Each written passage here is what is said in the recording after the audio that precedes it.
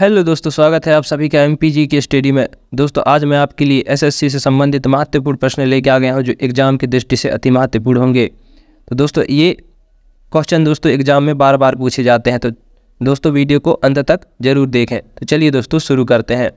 Question number 1, भारतीय राष्ट्रीय कांग्रेस की स्थापना कब हुई? तो कब हुई थी दोस्तों? ये हुई थी 1885 में। कब हुई थी? 1885 में।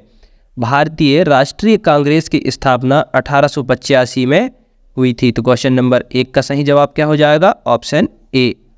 बढ़ते हैं हमारी अगली क्वेश्चन की ओर। क्वेश्चन नंबर 2, निम्नलिखित युगों में से सिंधु सभ्यता किस युग में पड़ती है? तो दोस्तों किस में पड़ती है ये पड़ती है आद्य ऐतिहासिक काल में। किस में? आद्य ऐतिहासिक काल में। निम्नलिखित युगों में से सिंधु सभ्यता आद्य ऐतिहासिक युग में पड़ती है। तो क्वेश्चन नंबर 2 का सही जवाब क्या हो जाएगा? Option D. बढ़ते हैं अगली क्वेश्चन की ओर। क्वेश्चन नंबर 3, निम्नलिखित में से कौन एक मछली पकड़ने के उपनिवेश था जिसका उपयोग प्राचीन भारत में रोमनों और ग्रीक रोमनों के साथ व्यापार करने के लिए एक बंदरगाह के रूप में किया जाता था? तो क्या था दोस्तों? ये अरिकमेदु। क्या था? अरिकमेदु। निम्नलिखित में से अरिकमेदु एक मछली पकड़ने का उपनिवेशक था जिसका उपयोग प्राचीन भारत में रोमनों और ग्रीक रोमनों के साथ व्यापार करने के लिए बंदरगाह के रूप में किया जाता था। तो क्वेश्चन नंबर 3 का सही जवाब क्या हो जाएगा? Option A. बढ़ते हैं अगली क्वेश्चन की ओर। क्वेश्चन नंबर 4, मोती मस्जिद निम्नलिखित में से किस नगर में स्थित है? तो कहाँ है ये? यह है दोस्तों आगरा में। कहाँ पर? आगरा में। मोती मस्जिद आगरा में स्थित है। तो क्वेश्चन नंबर 4 का सही जवाब क्या हो जाएगा? Option A. बढ़ते हैं अगली क्वेश्चन की ओर। क्वेश्चन नंबर 5, निम्नलिखित में से विटामिन ई का अच्छा स्रोत कौन सा है? तो दोस्तों कौन सा है ये? ताज़ी सब्जियां। क्या है? ताज़ी सब्जियां। निम्नलिखित में से विटामिन ई का सबसे अच्छा स्रोत ताज़ी सब्जियां हैं। तो क्वेश्चन नंबर 5 का सही जवाब क्या हो जाएगा? Option D. Question number 6, penicillin किससे प्राप्त की जाती है? तो किससे की जाती है? ये की जाती है फफूंद से। पेनिसिलिन फफूंद से प्राप्त की जाती है। तो क्वेश्चन नंबर 6 का सही जवाब क्या हो जाएगा? Option A. दोस्तों आप चैनल पर नए हैं तो चैनल को सब्सक्राइब करना और बेल आइकन को दबा देना और वीडियो को लाइक करना न भूलें। क्वेश्चन नंबर 7, मानव शरीर में कुल कितनी हड्डियाँ होती हैं? तो दोस्तों ये होती हैं 206 हड्डियाँ होती हैं। मानव शरीर में कुल 206 हड्डियाँ होती हैं। तो क्वेश्चन नंबर 7 का सही जवाब क्या हो जाएगा? Option C. बढ़ते हैं अगली क्वेश्चन की ओर। क्वेश्चन नंबर 8, पित्त का स्रोत क्या है? तो क्या है दोस्तों? ये अकृत है। क्या है? अकृत। पित्त का स्रोत अकृत है। तो क्वेश्चन नंबर 8 का सही जवाब क्या हो जाएगा? Option D. क्वेश्चन नंबर 9, उस विटामिन का नाम बताइए जो किसी भी मांसाहारी भोजन में नहीं मिलता है। तो कौन है दोस्तों? ये है विटामिन डी। विटामिन डी ऐसा विटामिन है जो किसी भी मांसाहारी भोजन में नहीं मिलता है, क्योंकि विटामिन डी धूप से मिलता है दोस्तों। तो क्वेश्चन नंबर 9 का सही जवाब क्या हो जाएगा? Option B. बढ़ते हैं अगली क्वेश्चन की ओर। क्वेश्चन नंबर 10, मानव शरीर का सबसे बड़ा अंग कौन सा है? तो दोस्तों ये है अकृत। क्या है? अकृत। मानव शरीर का सबसे बड़ा अंग अकृत है। तो क्वेश्चन नंबर 10 का सही जवाब क्या हो जाएगा? Option C. बढ़ते हैं अगली क्वेश्चन की ओर। क्वेश्चन नंबर 11, वाहनों के अग्र दीपों या हेडलाइट में किस प्रकार के दर्पण का इस्तेमाल होता है? तो दोस्तों किसका होता है? परवलयीय दर्पण का होता है। किसका? परवलयीय दर्पण।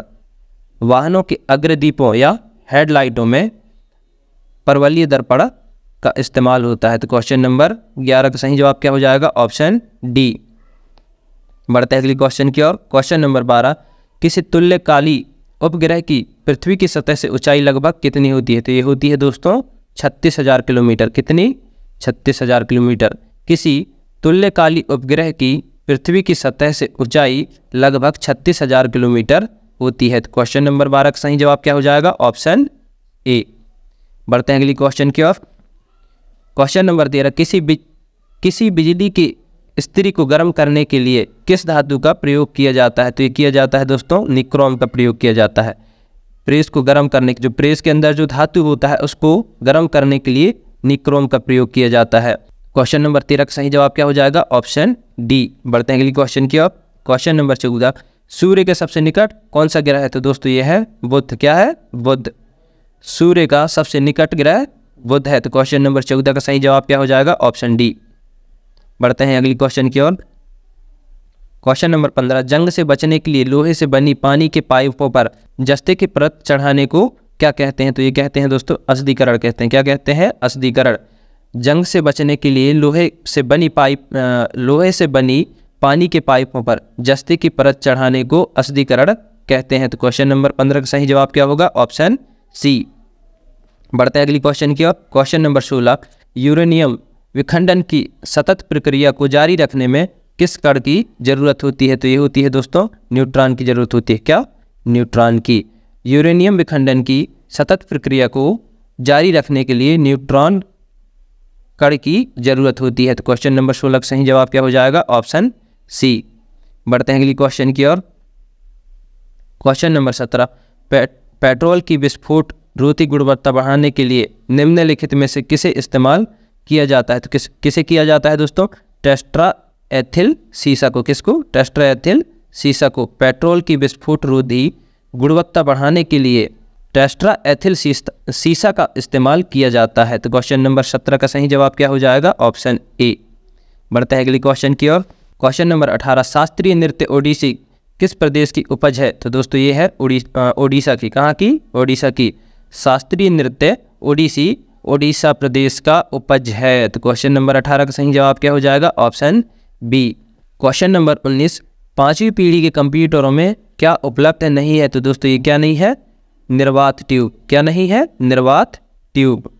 पांचवी पीढ़ी के कंप्यूटरों में निर्वात ट्यूब उपलब्ध नहीं है। तो क्वेश्चन नंबर 19 का सही जवाब क्या हो जाएगा? Option B.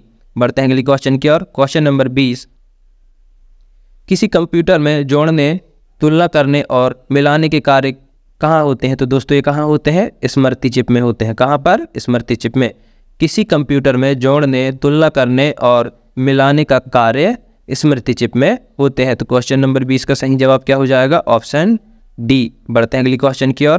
Question number 21, Mona Lisa का सुप्रसिद्ध चित्र किसने बनाया था? तो किसने बनाया था दोस्तों? ये बनाया था लियोनार्डो दा विंसी। किसने बनाया था? लियोनार्डो दा विंसी ने बनाया था।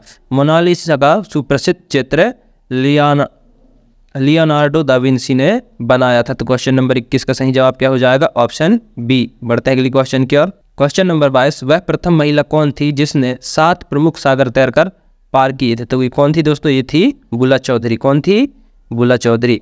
वह प्रथम महिला जिसने 7 प्रमुख सागर तैरकर पार करने वाली बुला चौधरी थी। तो क्वेश्चन नंबर 22 का सही जवाब क्या हो जाएगा? Option B.